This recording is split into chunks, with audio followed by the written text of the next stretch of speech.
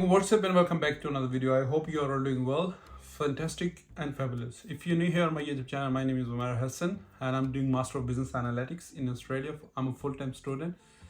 If you have any questions regarding your Australian student visa, अगर आप लोगों ने भी Australian student visa apply किया है तो अगर आपको visa नहीं आ रहा है, if you have any questions regarding your visa, how you get job in Australia, everything about Australia, you can ask me in a comment. I'll try to answer your question as soon as possible. So before start the actual topic, I just want to let you know about something really interesting and जो recently जो updates आई हैं वो आपके साथ share करना important है. तो कुछ updates आई हैं जैसे कि if you are on visitor visa in Australia, you cannot apply student visa if you have a visitor visa. अगर visitor visa के ऊपर है तो आप ऑस्ट्रेलिया में student visa अपना नहीं डाल सकते. एक तो ये है मेजर चेंज आया है. दूसरा है कि अगर आप टीआर पे हैं, ऑलरेडी पोस्ट ग्रेजुएट वीज़ा पे ऊपर हैं, टीआर टेम्परेरी रेजिडेंट के ऊपर हैं, 485 के ऊपर हैं, तो आप बैक पे अपना स्टूडेंट वीज़ा नहीं डाल सकते अगर आप टीआर पे हैं. तो ये एक मेजर चेंज आया है. और तीसरा जो चेंज है वो आपकी एज लिमिट है. वो पहले 50 होती थी, अभी उन्होंने डिक्रीज करके 35 कर ली है.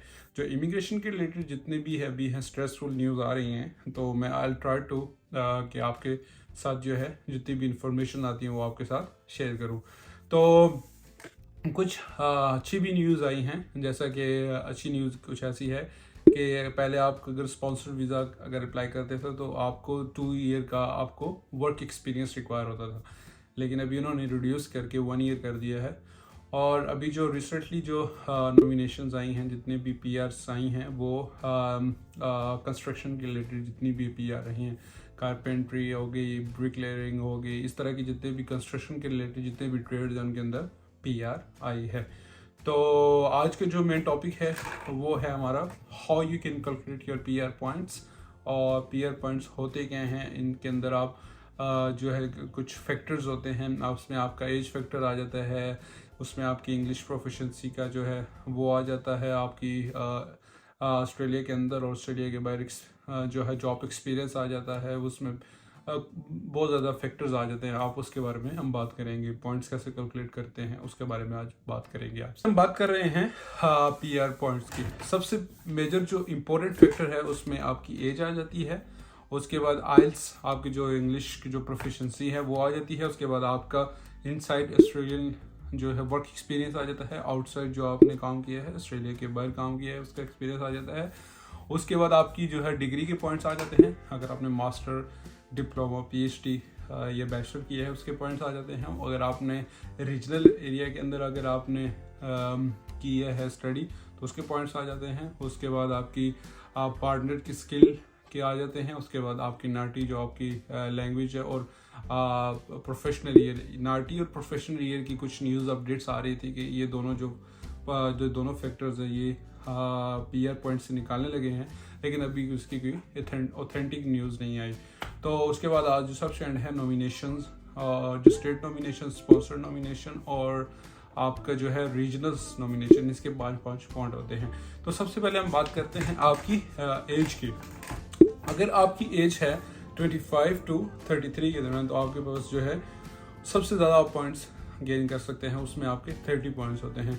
अगर तो आपकी एज 18 और 24 के दरमियान है तो आप 25 जो है पॉइंट आप कर सकते हैं. अगर 33 और 39 के दरमियान आपकी एज है तो आप 25 कर सकते हैं. अगर इससे ज़्यादा है तो फिर आपके इसी तरह आपके जो पॉइंट्स हैं वो डिक्रीज होते हैं 15, 10 और उसके बाद जो अगर 50 से अबव है तो फिर आपके 0 पॉइंट्स हो जाते हैं. तो इस तरह जो है आपकी एज के जो पॉइंट है वो आप मतलब कि उसके अंदर क्वालिफाई करते हैं अगर आपकी एज सर्टेन पीरियड के अंदर है. तो ये इम्पोर्टेंट चीज़ें हैं जो आपके साथ मैं शेयर कर रहा हूँ. तो आप लिख भी लें. अगर मैं आपके साथ नीचे डिस्क्रिप्शन में उसकी जो एक्चुअल वेबसाइट है होम पे की, तो वहाँ वो भी मैं आपके साथ शेयर कर लूँ. आप खुद जाके भी यहाँ दे सकते हैं. तो उसके बाद आपकी आ जाती है जी सबसे जो मेजर है वो है आपका आइल्स और इंग्लिश प्रोफिशेंसी है. अगर तो आपकी 6 बैंड है तो फिर आप कोई पॉइंट भी उसके लिए क्वालिफाई नहीं है, फिर आपका 0 पॉइंट है. अगर तो आपकी प्रोफिशेंट है, अगर आपकी 7 बैंड है तो उसमें आप 10 पॉइंट मतलब के लिए क्वालिफाई हैं. तो अगर आपके 8 बैंड हैं तो आप 20 पॉइंट आप उसके लिए क्वालिफाई कर सकते हैं, वो आपकी सुपीरियर इंग्लिश हो सकती है। 6 पे कोई नहीं है, 7 पे आप 10 हैं और 8 पे आप 20 पॉइंट आप उसके लिए क्वालिफाई हैं। तो उसके बाद आपका ऑस्ट्रेलिया के अंदर जो एक्सपीरियंस है, अगर तो आपका 1 साल से ज़्यादा एक्सपीरियंस है तो आप 5 पॉइंट कर सकते हैं 1 साल से 3 साल के। अगर आपके 3 साल से ऊपर एक्सपीरियंस है आप 10 पॉइंट कर सकते हैं, और अगर आपका 5 साल के से ज़्यादा एक्सपीरियंस है तो आप 15 पॉइंट्स आप कर सकते हैं, क्लेम कर सकते हैं। तो अगर आउटसाइड में आपका ऑस्ट्रेलिया के बाहर है, अगर आप पाकिस्तान से हैं, इंडिया से हैं, किसी मुल्क से भी हैं, अगर आपका 3 साल का एक्सपीरियंस आउटसाइड है अपने जॉब के रिलेटेड, अपने जो स्किल आपने जिसमें असेसमेंट करवाई है, जिसके ऊपर आप PR डालते हैं, अगर उसके अंदर फील्ड के अंदर आपके 3 साल की एक्सपीरियंस आउट ऑफ ऑस्ट्रेलिया है तो आप 5 पॉइंट गेन कर सकते हैं। अगर 5 से ज़्यादा है, 5 से ज़्यादा एक्सपीरियंस है आपका, तो आप 10 पॉइंट उसमें क्लेम कर सकते हैं अपने PR पॉइंट्स के अंदर। तो उसके बाद जो सबसे इम्पोर्टेंट फैक्टर आता है आपकी डिग्री है। अगर तो आपने ऑस्ट्रेलिया के अंदर मास्टर या बैचलर किया है तो आप 15 पॉइंट जो है वो क्लेम कर सकते हैं। अगर आप PhD कर रहे हैं तो 20 पॉइंट, और अगर आप डिप्लोमा या ट्रेड कोर्स इस तरह के कर रहे हैं तो आप 10 पॉइंट क्लेम कर सकते हैं। तो उसके बाद जो कुछ इंपॉर्टेंट फैक्टर हैं, जैसे रीजनल, अगर रीजनल में आप पढ़ रहे हैं तो आप 5 पॉइंट रीजनल के अंदर क्लेम कर सकते हैं, और अगर आपके पार्टनर की स्किल है तो आप 5 जो स्किल उसकी असेसमेंट करवा सकते हैं, तो आप 5 पॉइंट, अगर उसके आप कंपिटेंट है, आपकी उसकी इंग्लिश है तो उसमें भी आप 10 पॉइंट, 5 आपके उसके स्किल असेसमेंट के और 5 आपके उसके जो कंपिटेंट इंग्लिश है तो उसके 10 पॉइंट आप क्लेम कर सकते हैं। नाटी जो है आपकी अपनी जो मदर लैंग्वेज है उसमें आपकी एक प्रोग्राम होता है, उसमें अगर आप एक सर्टिफिकेट करते हैं तो उसमें आप 5 पॉइंट क्लेम कर सकते हैं। और प्रोफेशनल ईयर, इन दोनों की प्रोफेशनल ईयर आप करते हैं, प्रोफेशनल ईयर के बारे में किसी दिन बाद में बात करेंगे डेप्थ के ऊपर। तो प्रोफेशनल ईयर और नाटी जो है वो कुछ जो रिसेंटली जो न्यूज़ आ रही हैं उसमें ये कह रहे हैं कि नाटी और जो प्रोफेशनल ईयर, ये दोनों PR जो उसका पॉइंट है वो ख़त्म करना चाह रहे हैं। तो अभी कोई ऑथेंटिक न्यूज़ नहीं है, जैसे आपको कोई ऑथेंटिक न्यूज़ आती है तो मैं आपके साथ शेयर करूँगा। जो सबसे एंड में जो आप पॉइंट जो क्लेम कर सकते हैं, स्टेट नॉमिनेशन है। अगर आप जो एक्सप्रेशन ऑफ इंटरेस्ट करते हैं, अगर आपको स्टेट नॉमिनेट करती है तो वो आपको 5 पॉइंट क्लेम कर सकते हैं। तो और उसके बाद अगर तो आपको स्पॉन्सर है, एम्प्लॉयर स्पॉन्सरशिप है, उसके भी आप 5 पॉइंट जो है वो क्लेम कर सकते हैं। अगर आपको रीजनल जो है वो स्पॉन्सरशिप आपको मिल रही है तो वो भी आप 5 पॉइंट क्लेम कर सकते हैं। कम्युलेट करते हो तो आप PR के लिए अप्लाई कर सकते हो। तो ये था मेरे जो PR के पॉइंट्स हैं, तो ये मैंने आपके साथ शेयर किए। तो मैं आपको अभी लेके चलता हूँ अपने लैपटॉप के ऊपर, तो उसके ऊपर आपको दिखाता हूँ कि आप अपने जो PR पॉइंट्स हैं वो कैसे क्लेम कर सकते हैं। सबसे पहले आपने गूगल पे जाना है, उस पर लिखना है ऑस्ट्रेलियन PR कैलकुलेटर। जैसे आप लिखेंगे तो जो सबसे टॉप पे साइड आपकी आएगी उसके ऊपर आपने क्लिक करना है, तो आपके पास जो आ जाएगी ये सारे जो इम्पोर्टेंट वीज़ाज हैं, ये सारे इम्पोर्टेंट वीज़ा हैं। तो नॉर्मली जो लोग अप्लाई करते हैं वो है स्किल्ड इंडिपेंडेंट वीज़ा। ये मैंने आपके कल की जो वीडियो उसमें सारी चीज़ें एक्सप्लेन की हैं। तो उसके बाद सबसे पहले आपका जो एक फैक्टर आ जाता है 25 जो है, मतलब लोग जो मैक्सिमम उनकी जो एज होती है वो 25 से 33 के दरमियान होती है।